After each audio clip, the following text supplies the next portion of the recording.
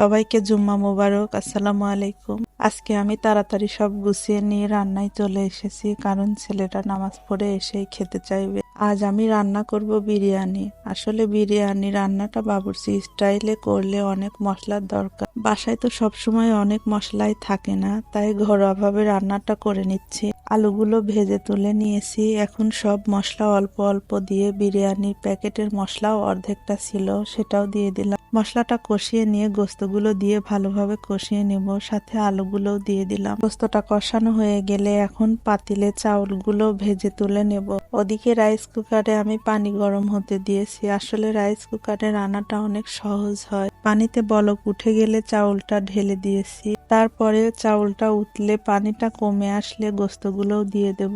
দিয়ে 10-15 মিনিট দমে রেখে দিলেই হয়ে যাবে। খেজুরের গুড়ের পায়েস রান্না করতে গিয়েছিলাম, পরে কি হয়ে গেল আপনারাই বলেন। 1 কেজি দুধে পরিমাণ মতো পোলাওয়ের চাউল দিয়ে আমি চাউলটা ফুটিয়ে নিয়েছি।